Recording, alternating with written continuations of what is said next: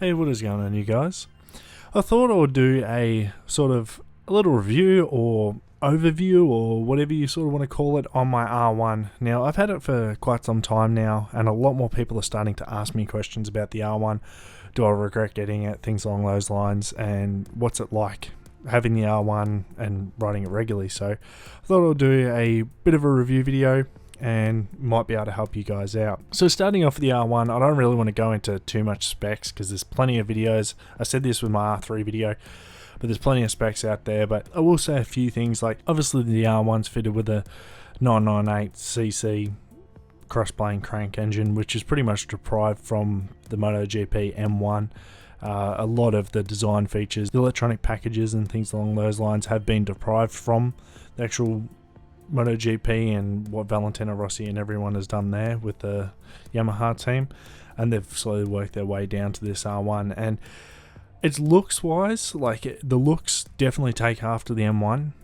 I reckon it looks fantastic, and I love the look of it. It makes me think of a like a Stingray or a Manta Ray or something like that every time I look at it, but I love it. So let's get onto the electronics package on the R1. The R1 has abundance of features for a motorcycle. It was one of the first motorcycles to start coming out with in-depth features. I know Ducati came out, and I think Honda were a little bit behind with that. Same with Kawasaki, and Suzuki were way behind with that. But the R1 came out and it had the most advanced electronic package, in my personal opinion, for 2015. It features like 9 stages of traction control, I think 3 stages of slide control. It has ABS. It has 3 or 4 different power modes. So it has power mode A, power mode B, power mode C, power mode D, all of which are fully customizable. You can get in there and change all your settings. It has quick shifter settings, so quick shifter 1 and quick shifter 2. Obviously change the shift points slightly when you muck around with that. It's not much, but you know, it just slows it down. It's either a real quick shift like for a track, or like a slower sort of shift when engaging gears. With the quick shifter now, they've also got lift control, so anti-wheelie. What other features has it got? It has got so many features on this thing, because it has like a 6-axis IMU, and it knows the lean angle of the bike, obviously knows your throttle, if the wheels are losing traction through ABS, and it's just insane the amount of technology that's on this bike. I personally have the bike in about power mode 3 when I get around on the R1, because it's just power mode 3 is like that optimum sort of around town sort of cruisy.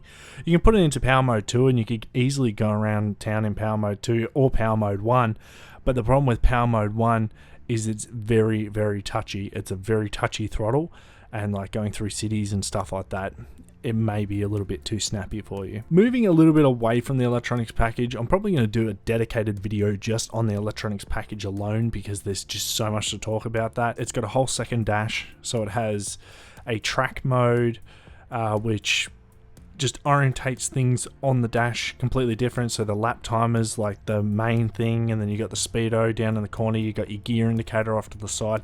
So the track mode is a little bit different. And then you have street mode, which shows the full tacho, the rev range, and also the speed's more prominent on it, and it gives you more street sort of things that you would require, like your trip computer, your average fuel consumption, the temperature of not only the bike but the transmission of the bike. It gives you like it gives you a range of different things. And the one thing that I was a little bit disappointed with the dash was the fact that it didn't have a fuel gauge.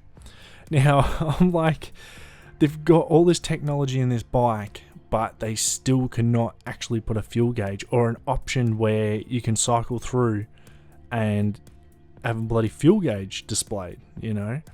They do have the fuel light, which is good, but I still, because I don't read instructions, I still don't know how much I can get out of reserve, and there's been a few times I'm like, oh, I don't know how far I'm going to get. When it comes to the dash, it's very clear to read. I personally have it in like night mode. They call it night mode, which is like it's like a negative mode.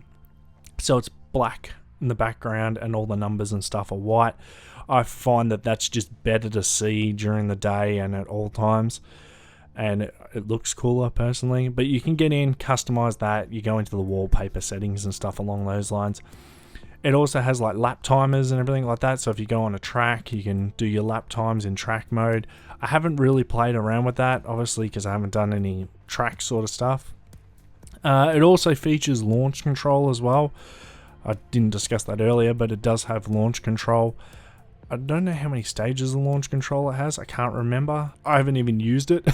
I'm actually afraid of using launch control. It's just something that it's like, nah, I need to have control over that. Like, it's so counterintuitive to just pen the throttle and just dump the clutch. Like, it's just, it just doesn't, it feels weird for me. Going back to obviously the track mode, and in the track mode, it does change the tachometer as well. So you're in the higher range of the RPMs. So obviously when you're tracking it, you're going to be way up in the RPMs a lot of the time. So it only gives you that sort of information. Then again, like I said, that may be customizable. I haven't played too much around with the actual dash and everything that you can do in it, because there is a lot of settings in there. Nectar from the gods. Oh my god. R1 meet fuel meet R1. Moving on to like fuel economy and the literage of the tank, how much fuel it uses on average is, I would say, about on par for a sports bike. Honestly differs. It depends on how you ride the bike, but on average I get around about 200 k's out of a tank. So, and that's depending on if I'm doing like stop-start traffic driving, like riding, or if I'm just having a hell of a lot of fun in the twisties and just opening up the throttle and just really having a good amount of fun, like not even being fuel conservative at all. And the tank size is a 17 litre tank. So you guys can pretty much do the math, but it's on average, according to my dash, I get around about 7.5, 8 litres per 100. But normally, when the fuel light comes on, I've done about 200 k's out of a tank and I just fill it up. And like I said, I don't know how far the reserve can go after that fuel light's on, but I have noticed that the R1, when that fuel light comes on, it will like cough. So I've got a Adrian Nickelodeon moment happening here. I'm riding along and then all of a sudden the R1 starts running weird, and I actually heard a few people say that when it switches to reserve or brings the fuel light on, it coughs a bit and then it goes running fine. So it coughed a bit and I looked down and I'm like, oh crap, that's actually got the it's got the fuel light on. It does like a cough, it will miss a bit. My one does it anyway. I don't know if all R1s do it, but my one does it. And it makes you look down at the dash and you realize the fuel lights come on. So at first I thought it was a mistake, but mine just seems to do it every time the fuel light comes on. It will just do a little cough. As for the lighting and stuff on the bike, it's all LED. Everything on the bike is LED, so it's got LED indicators in the mirrors. It's got LED headlights, low beam, high beam. It's got LED indicators in the rear and a single LED light for the tail light and stop light. And it's also got LED number plate lights as well.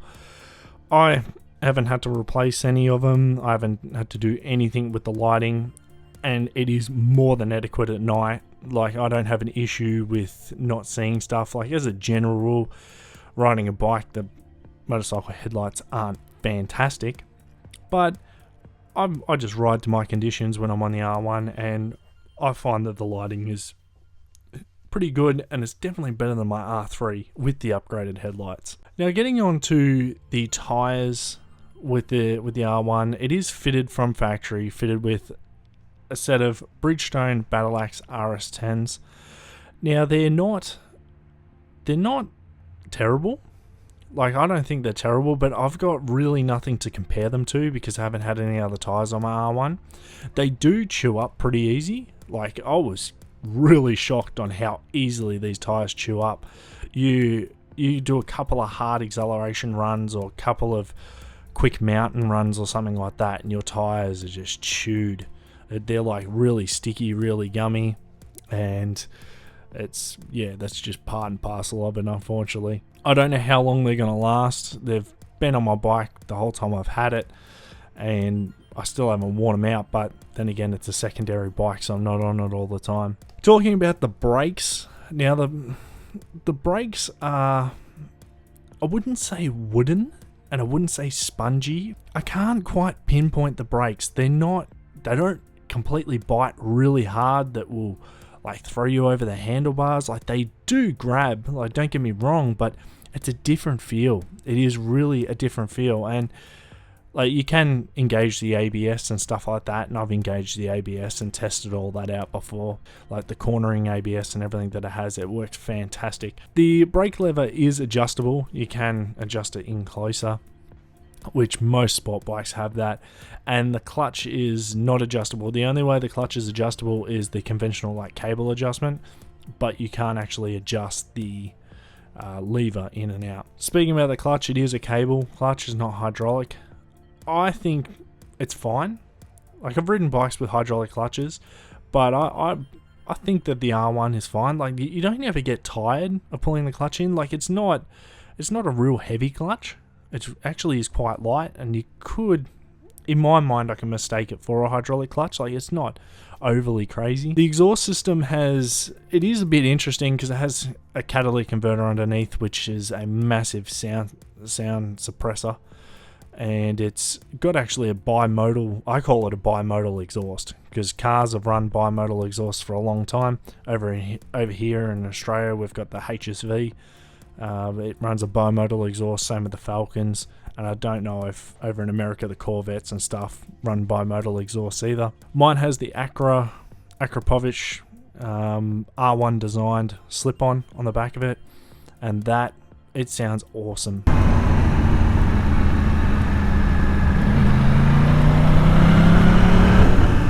Even with that catalytic converter underneath it, it sounds amazing. Like, I don't think I would get the straight through pipe put on it.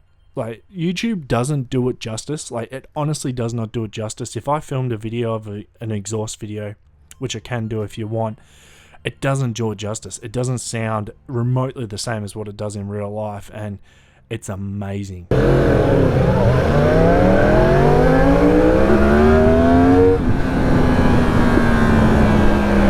That engine just thumping underneath you. It sounds amazing.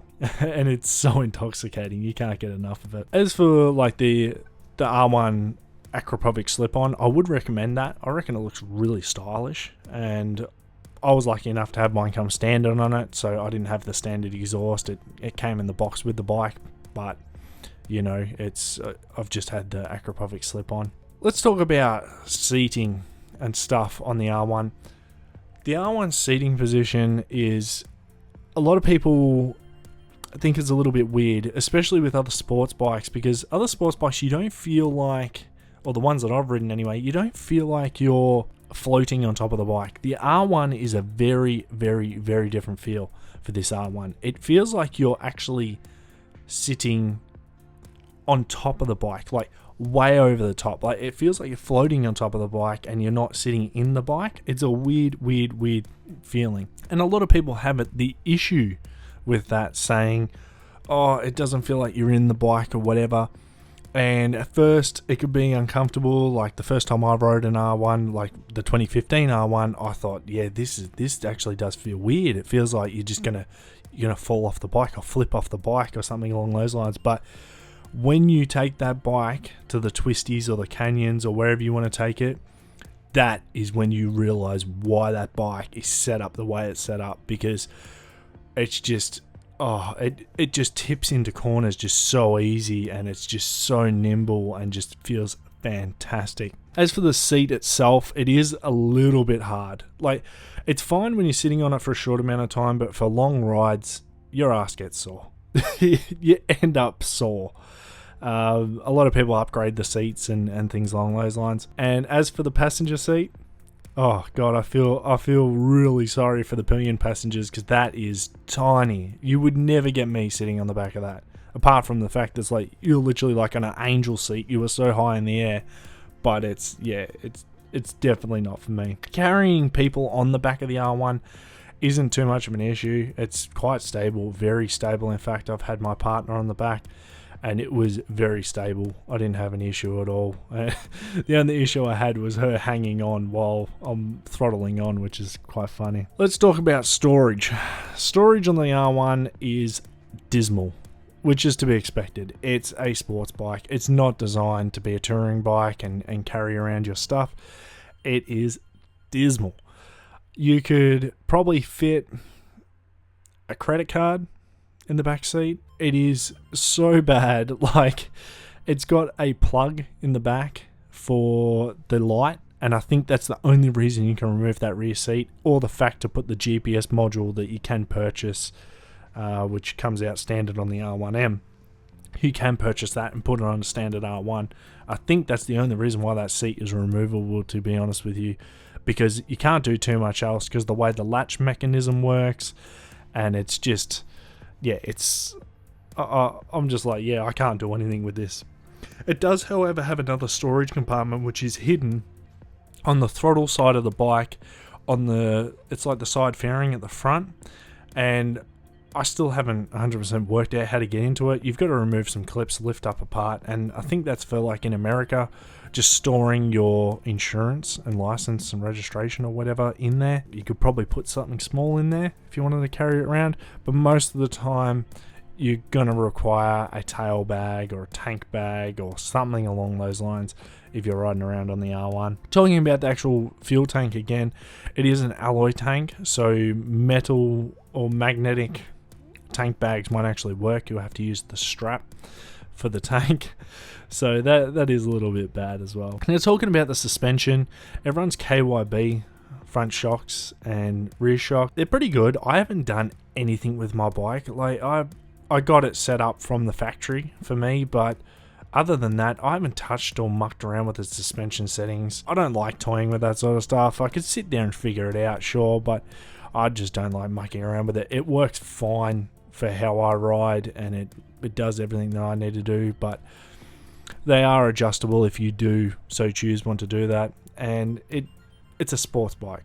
Like, that's all I can say. Its suspension is firm. It's a sports bike. That's literally how they're meant to be, and I've had this bike up at reasonable speed, and it's planted. It is just amazing. The screen, however, you will notice that if you're a taller rider like me, I'm 6'2", you will get the wind straight in your neck. So if you don't have the high-rise screen, I've got the standard screen. My bike did have the high-rise screen, but I got them to remove it. Silly, I know, but we won't go there. Yeah, the wind comes up and smacks you right in the throat, which is a little bit annoying, especially when there's a bee that's on that wave and it smacks you right in the neck and stings you. So that's fantastic. Moving on to the actual mirrors on the R1. Like, the mirrors on the R1 they're okay. I know a lot of people have asked me about them. They're okay, but they're not fantastic. They're just typical sport bike mirrors. You have them there for a little bit of functionality, but they're not like a car mirror or anything along those lines. You still have to head check, and you should head check anyway when you're riding a bike, but they're there to get an idea of what's behind you, but they're not fantastic. Your elbows pretty much take them up. You chicken wing a little bit, and you can see, but that's pretty much the mirrors. So a lot of people ask me, is the R1 comfortable on longer rides? Do you reckon it's a great commuting bike? Like, what are my thoughts on that? So the R1 does get uncomfortable on longer rides. It's one of the main things to actually start hurting pretty quick on the R1. Like, when I mean pretty quick, I mean a decent ride, is your wrist. Your wrists really start to hurt, and that's even when you're taking your weight up with your legs. And heaps of people have their own way, and they'll argue with you in the comment section, but on long rides on the R1, if you're not conditioned for it, your wrists will start hurting. It took me a little while to sort of get used to that, and that is just one of the problems you do have with the R1. Another problem that I had is my legs get very cramped up after a long period of time as well, because you're in that racing position. Your legs are up high, you're scrunched, you're hunched over the bike, but it's sustainable. It's not terrible to the point that you absolutely hate it, because it's not like that. It's just uncomfortable, and you're like, yeah, you get to a point, you go, I've had enough, I need to stop for a bit. But once you stop for a bit, you're completely fine. But the fantastic part about it is it has the big tank, so you can pretty much lean on the tank and you get a little bit more comfortable. Another thing that a lot of people ask me about is, does the bike get very hot? The R1 gets warm. That's a thing that I've said about the R1 for a long time. It doesn't get as hot as what the Ducati got. The Ducati with the underslung exhaust that went under the seat. It was shocking, and I'm pretty sure the 2009 R1s were pretty bad for that, with the exhaust that ran under the back seat. This R1 gets warm around the engine, obviously. It's a 1000cc sports bike. They get hot, especially when they're sitting there. They don't overheat. Like, I haven't had mine overheat or even get remotely to that. It has thermofans coming on, but it doesn't get remotely to the point that it's cooking itself or anything like that. You do, on warm days, you're like, yeah, I've got to get the air flowing around me because this thing is hot. But in winter, it is fantastic because you can actually put your hands down on the side of the engine and keep your hands warm, which is pretty good. I do like that. Let's talk a little bit about its power wise. Like, the R1, just like a lot of sports bikes, is fantastic with the aspect of it has power in any gear. It's not like a 600. You don't need to bump it down 2-3 gears. This thing is amazing. Like, it just has power in any gear. You can pull on the power, it's there. You don't need to worry about anything. You could take off in 6th gear on the thing. Well, not from a standstill start, but like, you could be cruising on the freeway in 6th gear and just throttle on, and your bike would just pull away and go, and soon enough you'll be doing well and truly over the speed limit, and you'll be going, oh my god, I can't believe I'm going that quick. But it's fantastic for that. It's also fantastic on the freeway, because although it's really solid in the wind, it handles like a 600. Like, it is a very, very light 1000cc bike. Like, it is surprisingly a lot like a 600. It shocked me when I rode it, because it was when I rode it the first time ever riding it, and then jumping to the R6, and I'm like, bloody hell, the R1 is like very, very nimble for 1000. Like, everyone told me that the 1000cc's are like really heavy and stuff along those lines, but this new R1 is like, it is a heavy bike, don't get me wrong. Like, it's not super, super light, but it's very nimble when you're riding it. Like, you can pick it up and flick it left and right, like, super easy. And I don't know what that would be like for the smaller guys, but for me, being a bigger dude, I don't have an issue. But then again, I can pick up and flick around my old man's ZX7R, which is a really heavy bike in comparison. But for a commuting aspect, like, I don't see why not. You couldn't use it as a commuting bike. The only issues are like insurance for it, and it's a bike that is commonly stolen. Like, they are definitely sought after for getting stolen. Another thing I'll talk about with the R1 is obviously insurance. Now, everyone is a little bit different, and different countries and different states, and every insurance company is all different, but as a general rule, it is expensive, really expensive for an R1 insurance. And obviously this does depend on the age of the rider and how long they've been riding and stuff, and don't bother asking, because I'm not going to say how much I pay, but it's like, yeah, I sit there and go, okay, the R1 is a little bit expensive. And the other thing that it comes down to as well is obviously registration's a little bit expensive on it, but that's to be expected. Doesn't matter what super sport you sort of get, you're going to be paying that sort of price. It is more expensive than my 300 for registration, but obviously different countries and all that sort of stuff, different states, that is all different, so I can't really pinpoint that and say, yeah, that's an issue with the bike, because it's not. So in the time that I've had the bike, have I had any issues with it? Honestly, no. I haven't had any issues with it at all. It's been fantastic. I love it. Everything I've used it for, I've had a blast on it. The only concern I have is possibly losing my license on it, because it is seriously quick and it does it so easy. So as a final verdict, guys, do I recommend the Yamaha R1? Yeah, I would. I reckon it's a fantastic bike. I really do. And having it for some time and riding it and having it in multiple conditions, like even wet weather warm weather, cold weather. I've ridden it when I'm tired and fatigued and things along those lines, and I honestly think it's a fantastic bike. Anyway guys, if you have any questions about the R1, I'm hoping this video helped you out. It is a little bit of a lengthy video. I didn't want it to go super long, but unfortunately I'll try and cut this down as much as I can, because at the moment I'm looking at the recording, I'm like, oh man, this is going for a while. So if you like the video, give it a huge thumbs up, go ham on it. If you have any questions, shoot them down in the comment section. I'll try and help you out.